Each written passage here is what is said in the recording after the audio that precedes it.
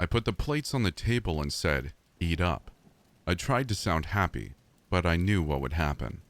'Cause it happens every night. Nobody moved. "Dinner's ready. Dig in." Nothing. They didn't even move their arms from the armrests. So we're doing this again. Nothing. "Damn it, won't somebody eat with me?" The three of them sat there. They didn't look at me. My wife's focus was in her lap, ignoring the food I put so much time and effort into. "Please," I begged, and they still wouldn't budge. "That's it. I've had it with all of you. I work so hard to make a great meal for all of you and none of you eat it. Most nights I have to toss it all away, wasting so much.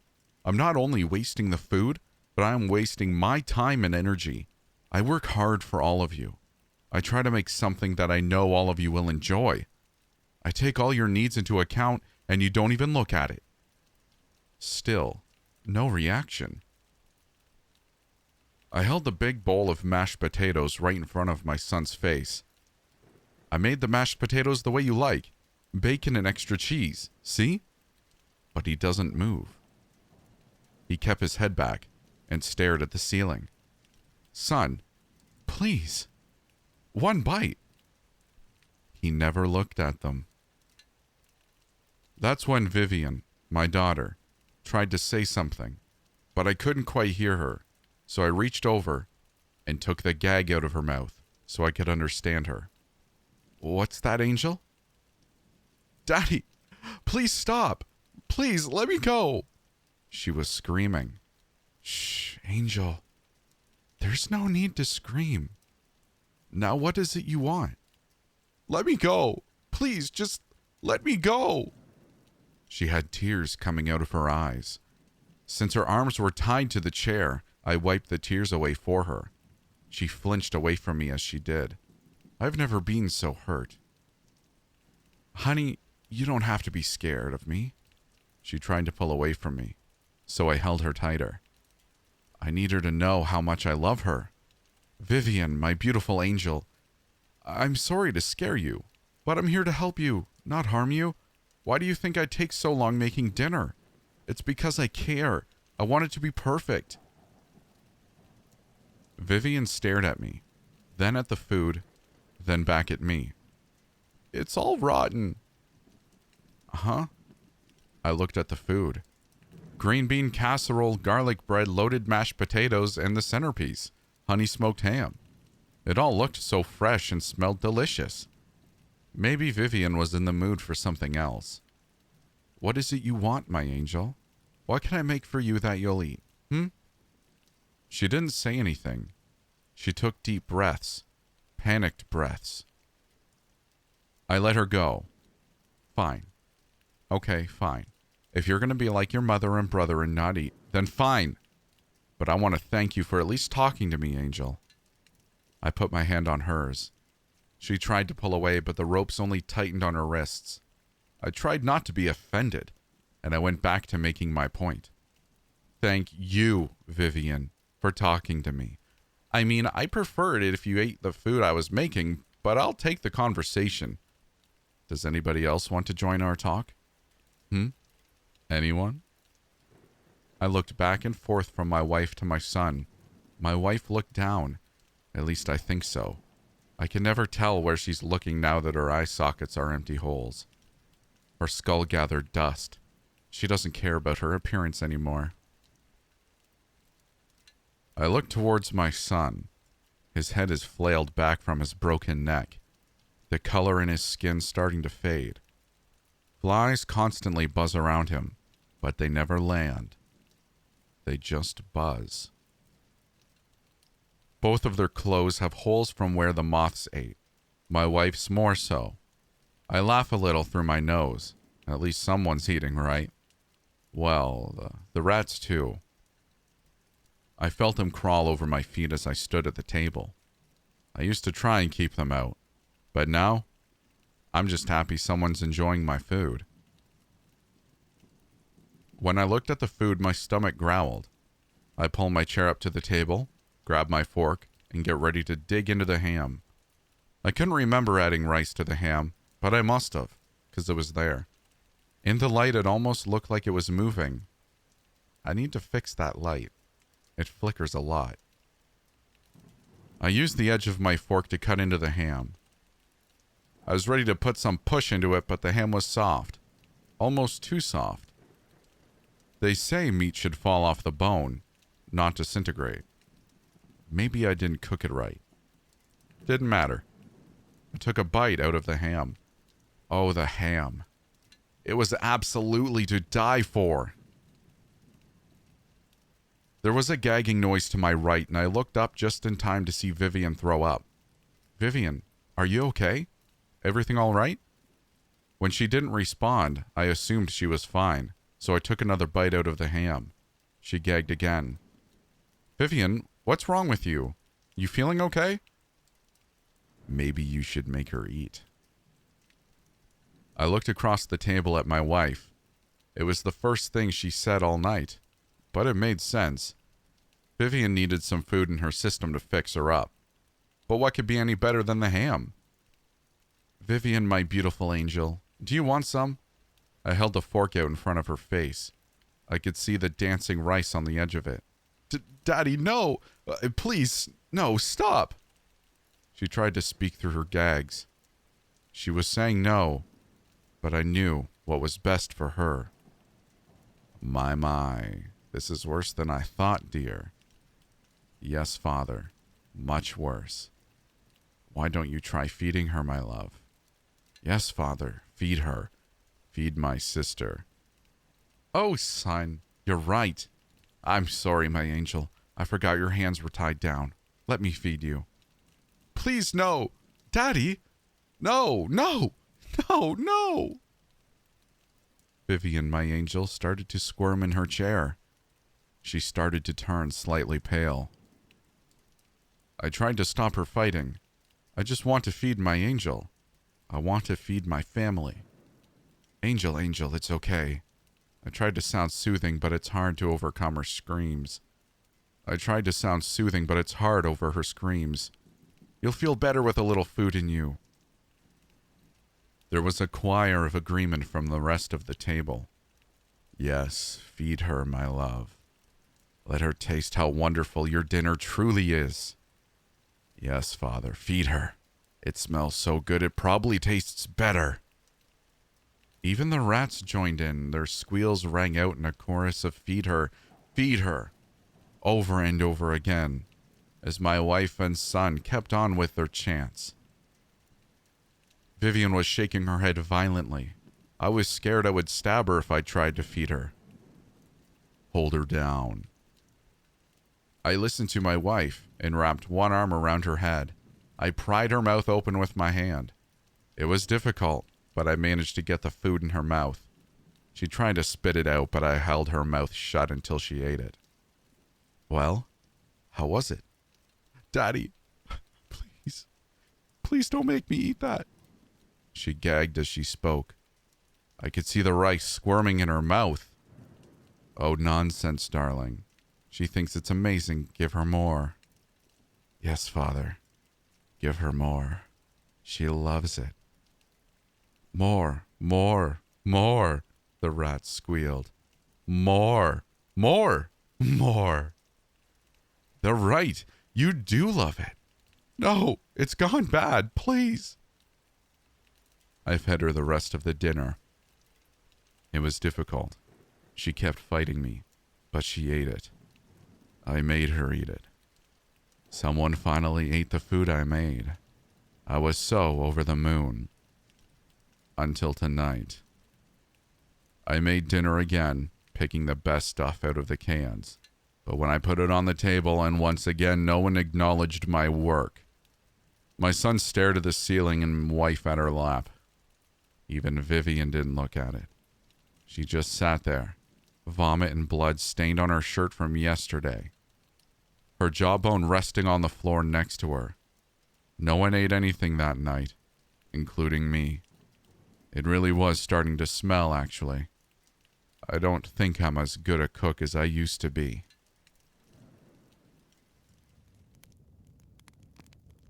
I first met the unicorn while I was being hunted.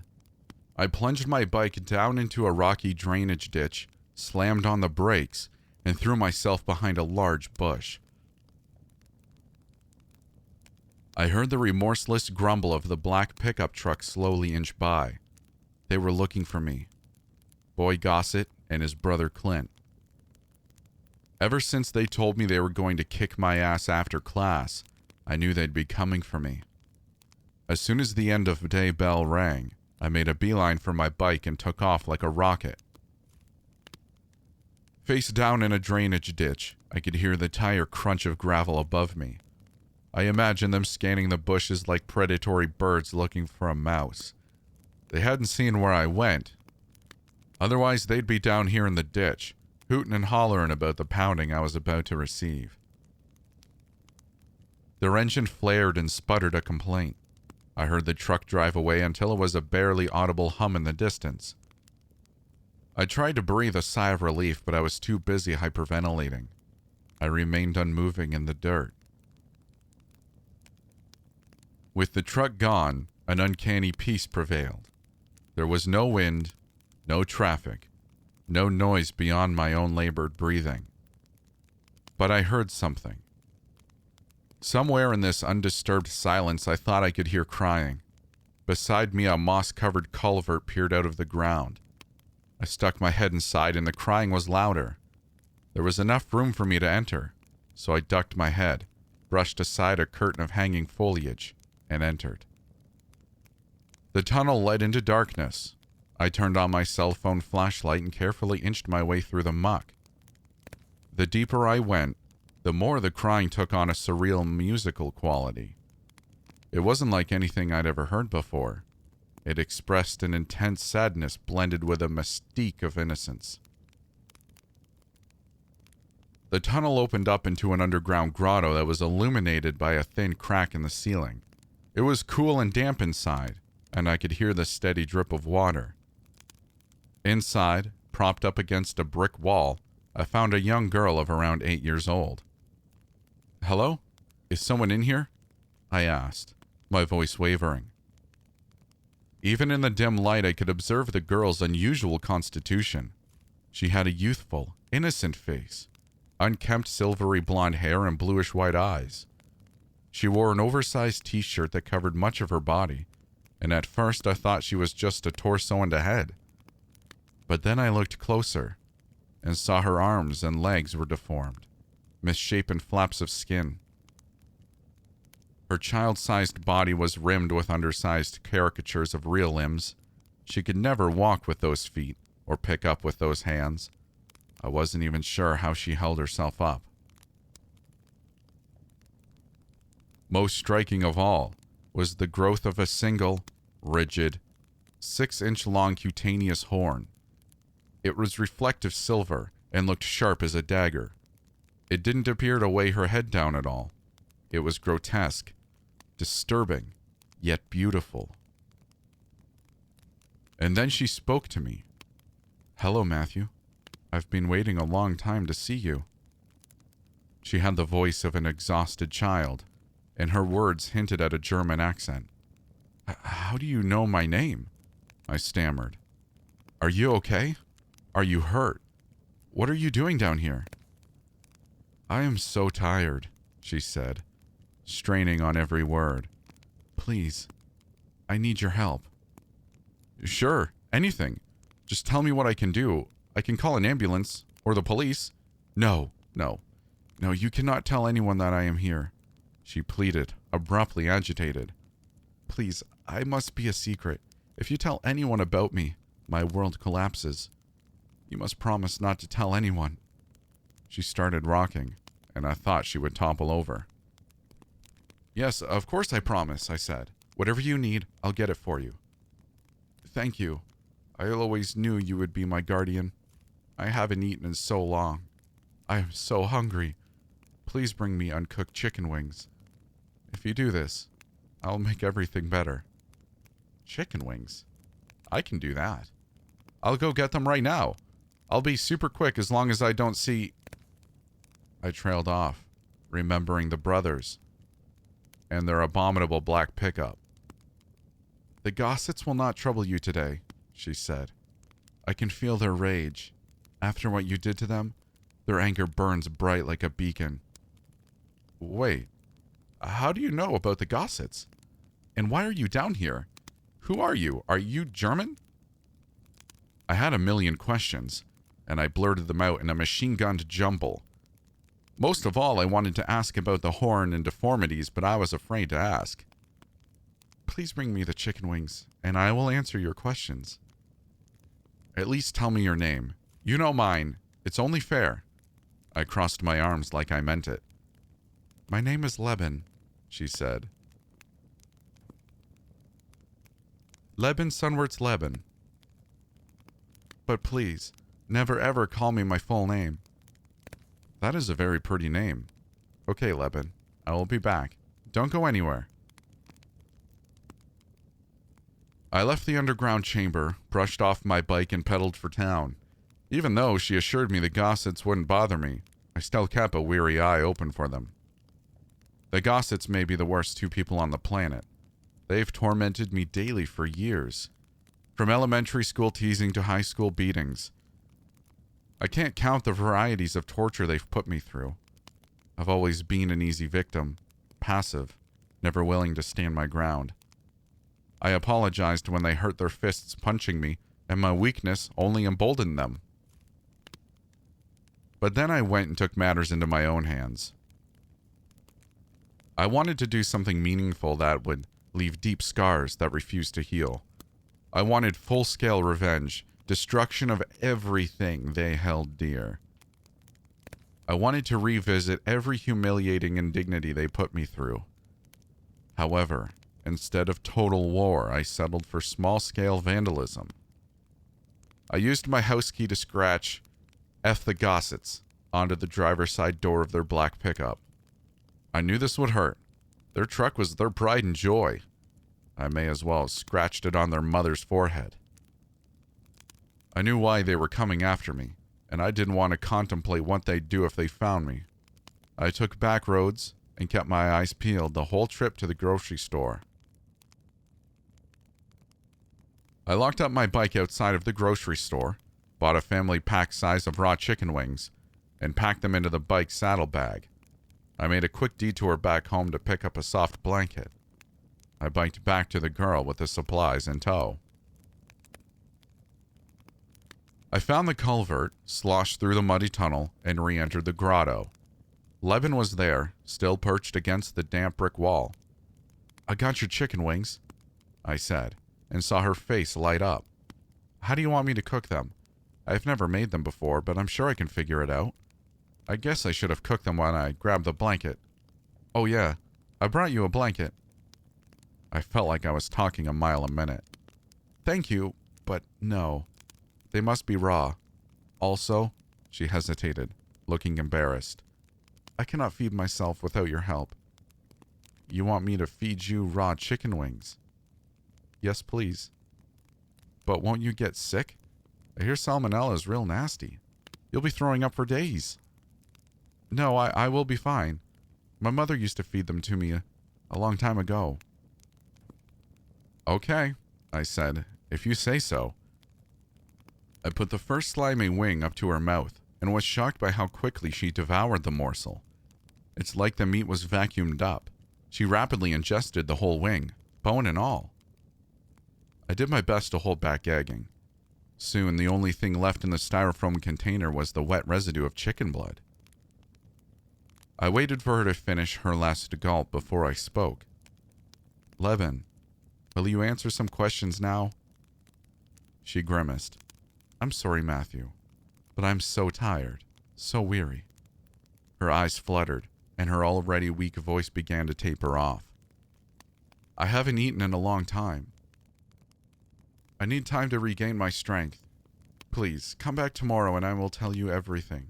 I promise.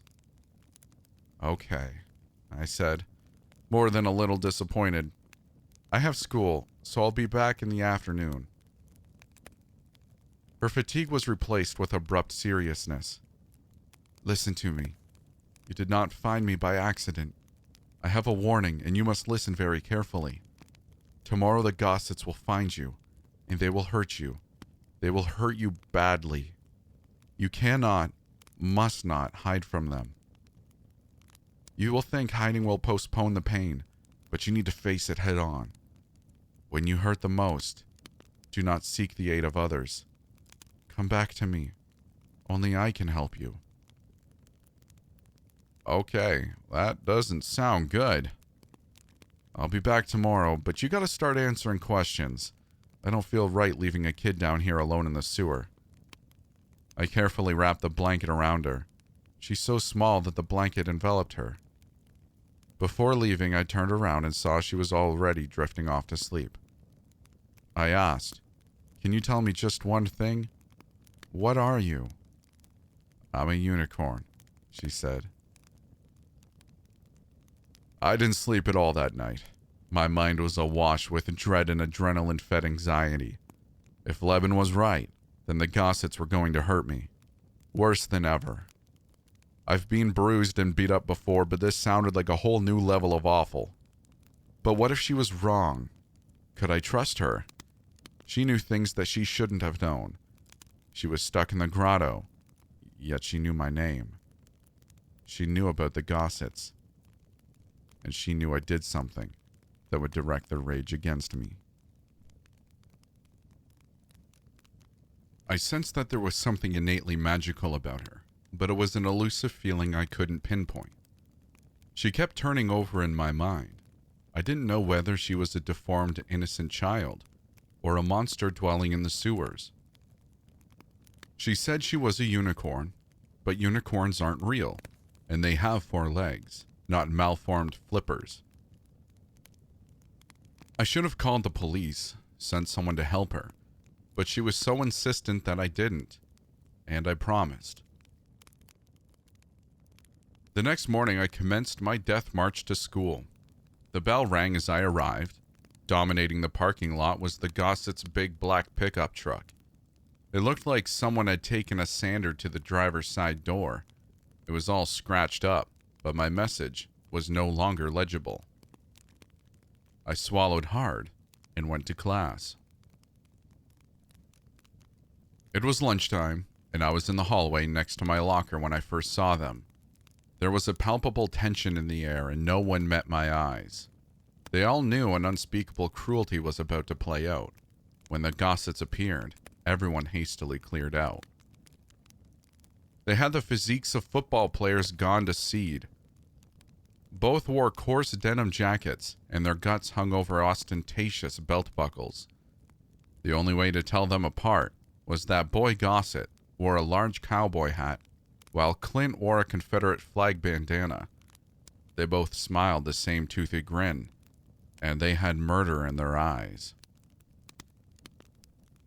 There was no introductory talk before they started beating me. I came to the shocking epiphany that, until this present violence, they had been holding back. Each successive blow introduced me to a new experience of pain.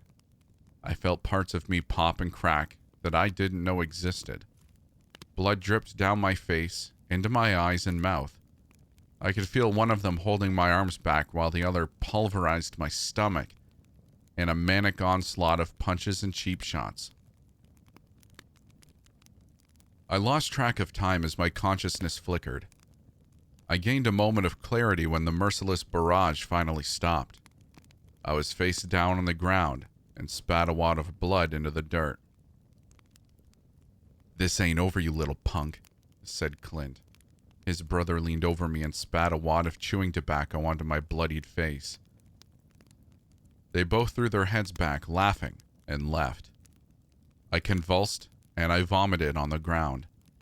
I sat up and tried without success to wipe the gore from my eyes.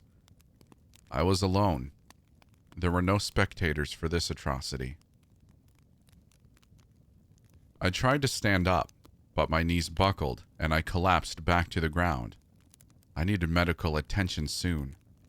I should have gone to the emergency room and seen a doctor, but then I remembered what the unicorn said. When you hurt the most, do not seek the aid of others. Come back to me. Only I can help you. I had to go to her. It was a long way back to the grotto. Every inch sent a pain pulsing through me, reminding me in explicit terms the thrashing I had endured. A deep cut on my brow kept reopening, sending a cascade of warm liquid down my face. Eventually, I arrived at the drainage ditch, and struggling to put one foot ahead of the other, I returned to her. She was in the same spot, the blanket still wrapped around her. She was alarmed but not surprised when she saw me limp inside. I collapsed onto the pool of water beside her, broken and exhausted. "I'm sorry," she said, "but it'll all be worth it. You'll see. Now sink into oblivion and let the waters heal you." I mumbled something incoherent, and I lost consciousness. I awoke sometime later. My mind was immediately flooded with memories of the assault. I braced myself for the expected rush of agony, but it did not arrive. Miraculously, I wasn't in pain. If anything, I felt great. Revitalized, like I slept in on a weekend. I sat up completely baffled and saw Leben gazing at me. "What the hell happened?" I asked. "You are very special, Matthew. The waters have restored you." "What? How?" I sat up. My clothes were disheveled and damp with sewer water, and God knows what else. I collected my thoughts. I definitely preferred being unharmed and soaked with sewer water over being half dead and bleeding out, but it just felt so unnatural. I remembered she promised to answer my questions, so I started with the main one. "Who are you?" "I am Leben." "Yes, I know that," I said. "Where are your parents? Who named you?" "My mother named me. She had another name picked out, but when she saw my stubby, malformed limbs, fused fingers and missing thumbs, she changed her mind." "Why would she do that?" I asked. "She grew up during a bad time and learned how to understand the world from bad people. While I was still in the womb, my mother suffered from terrible morning sickness. It was caused by me. She took medicine every day called thalidomide. It promised to help, to make her feel better, and it worked. But then there were side effects. I was a side effect. She loathed me. The only time she held me was when she picked me up with her old gardening gloves. She thought touching me would taint her. I was kept hidden away in a dark room, away from prying eyes. She said she wanted to euthanize me, but this was after the war, and that wasn't allowed anymore." "What war? How old are you?" "Older than you." "No, you're not. You're just a kid. Where's your mom now?" She grimaced, and a fatigued frown crossed her face. "I have said enough for now." "But I have tons more to ask." "Listen to me, Matthew. I have one more thing to tell you. Tomorrow, look to the horizon. You must follow the brimstone rainbow. There your vengeance awaits. All you need to do is give it a push." "The brimstone rainbow? What does that mean? And push what?" I asked. She didn't respond. Her eyes were already shut. I biked home surprisingly elated. I should be a crumpled heap on a hospital bed. Instead, I felt great. I heard the legend that unicorns possessed magical healing powers, but I never guessed it would take the form of sewer water. I had no idea what a brimstone rainbow was, but if Leben told me to find it, I would do my best. I had a vivid dream that night. There was a room filled with medical equipment. The walls and roof looked like a rundown greenhouse. In the middle of the room, there were 6 clearly pregnant women in an evenly spaced circle. Each was harnessed to an upright chair. Feeding tubes snaked underneath black hoods that covered and obscured their faces. Somehow, I knew they were all in a medically induced coma. I saw one woman staring into wakefulness, and I injected her with barbiturates. I waited for the peace to return. Beside me was a long row of shelves covered in glass jars. Inside each jar there was a malformed child swimming in a broth of formaldehyde. I knew these were our collection of failures. and that soon we would get the formula right. I would make the unicorn proud, as long as we obtained more thalidomide. I went to the fridge and pulled out a large plate of raw chicken wings. It was dinner time. I woke up and tried to brush off the post-dream disorientation, but the vision lingered. I brought every detail into wakefulness. What the hell did I just witness? By noon, I was back on my bike scanning the horizon. I circled the town, not entirely sure what I was looking for, but confident that I'd know if I saw it. I was on the outskirts of town when it appeared. Instead of a beautiful spectrum of colors, there was only one, the color of bright urine. It arched across the sky and it appeared to make landfall a few kilometers ahead of me. I wondered if anyone else could see it. I aimed my bike in its general direction and pedaled. Unlike a normal rainbow, it didn't move forward with me. Instead, as I approached, it grew bigger and bigger. It had a clear endpoint, and I would be there soon. The closer I got, the more I could smell sulfur, like 1,000 rotten eggs. At the end of the brimstone rainbow was a black pickup truck. It was unmistakable. It was the Gossets. I hid my bike behind a tree and tried to scope it out. The truck was parked on the top of a large hill overlooking a rocky quarry. In front of it was a steep decline and a 100-foot drop to a pile of rubble. I looked closely, but I didn't see the Gossets anywhere. I heard they had a still out here, so I kept my eyes peeled. I knew they had to be near. Is this what Leben was referring to? Is this my vengeance? What exactly was I expected to do here? Then I remembered Leben's words. All you need to do is give it a push. It hit me like a slap in the face. I was here to push the truck into the quarry. That would show those bastards. Keying obscenities was nothing compared to this. This was total war. I cautiously snuck up to the truck. The Gossets were still nowhere to be seen. I opened the driver's side door and the cab was empty. I hopped in, released the parking brake, and set the gear shift to neutral. My heart pounding, I raced to the rear of the truck and heaved with all my strength. It took a monumental effort to get it moving, but once it started, it quickly built up momentum and sped down the hill. That is when I saw two faces emerge from the back window. The Gossets had been sleeping in the back underneath the canopy. They pushed their hands and faces against the glass in a desperate attempt to get out before the truck disappeared from sight off the cliff. I heard a crash moments later. I ran to the ledge and looked down. The truck had been crumpled like a tin can. There was no way they could have survived. Likely, they were squashed piles of leaking viscera. What the hell have I done? I had no idea this was going to happen. I've killed them. Did anyone see? No, there was no one around. The brimstone rainbow had disappeared and the smell of sulfur was gone. I left as quickly as my wobbling legs would allow. I had to see the unicorn.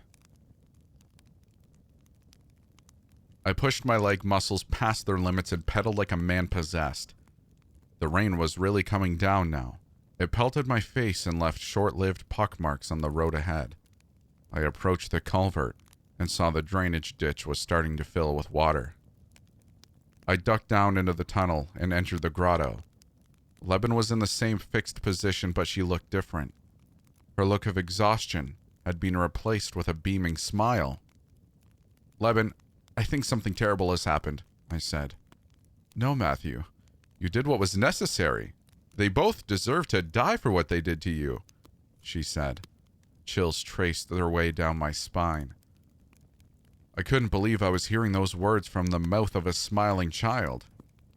Wait, what? What are you talking about? Did you know this was going to happen? I asked. It's all been written in the stars. Sometimes the wicked have to die for their transgressions. Transgressions? What does that even mean? My mother brought me here, Matthew, many years ago. The last time I saw the sky was when I was taken out of the trunk of her car. She carried me into this chamber, always wearing those rough gardening gloves.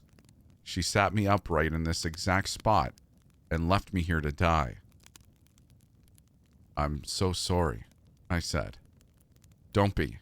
Before she left, she must have felt a pang of guilt because she leaned over to give me a kiss, the first and only of its kind. But she was wicked and she had transgressed, so I stabbed her in the heart with my horn. What are you saying? She died in here for what she did to me, and for years I watched her rot. She's under that pile of leaves behind you. I turned around and saw a suspicious lump I had not noticed before. But it had to happen. Just as it had to happen to the Gossip Brothers, she said. No! What I did was an accident. I just wanted to screw up their truck. I know about your dream, Matthew. You were in the greenhouse, tending to the brood mothers. It was a preview of your future. You see, our fates are tied, and together we will enact vengeance upon those who would call us monsters. The rain from outside started to fill the chamber. If the rains kept up, this chamber would fill and Lebanon would be submerged. No, I shouted. I don't want to be any part of this. I turned away from Lebanon and left the grotto and went into the pummeling rainstorm outside. I mounted my bike and made for home. I left her there to die. A child who was not a child. The guilt I felt pervaded every waking thought. What I did, or failed to do, was the most unconscionable thing imaginable. A week passed before I returned to the sewer entrance. But when I arrived, it was flooded with 3 feet of water. I can only assume the unicorn was trapped inside the watery grave. I left an anonymous tip on a police line that a little girl had died in the sewers. I heard a few days later that a body had been recovered. However, it wasn't a recently deceased girl they found. Rather, it was a decomposed skeleton. The local newspaper said it was a woman in her late 30s, and she was found wearing gardening gloves. The death was ruled as suspicious. 1 month later, and still all I could think about was the unicorn. I could have saved her, but didn't. She didn't deserve to die. Not like the Gossets. I had to attend an assembly in their honor and had to sit through all the bullcrap speeches and endure all the undeserved praise heaped upon those scum. I was glad they were dead. I felt guilty at first for my part in their deaths, but eventually, I came around. I was starting to think that maybe Lebanon was right. Maybe we needed to punish the wicked for their transgressions. Seeing my classmates upset that the worst 2 people on the planet were dead made me realize there were a lot of wicked people out there. Lebanon was right about a lot of things. Maybe I should have stuck by her. After the assembly, I made a detour to the drainage ditch. It was torn up after it was discovered to be a crime scene. When I arrived, I smelled sulfur. I scanned the horizon and saw its source. There was a brimstone rainbow off in the distance. I hopped on my bike and set that repulsive urine-colored arch as my destination. The rainbow ended at an insulated and abandoned acreage outside of town. At the center was an old greenhouse. I went inside and was immediately struck by its familiarity. It was the greenhouse from my dream. Here I cared for the brood mothers in the jars filled with the failures. Here I toiled towards the future the unicorn had seen in the stars. Here I plotted to punish the wicked for their transgressions. I took in the whole building and realized that this is where my destiny lay.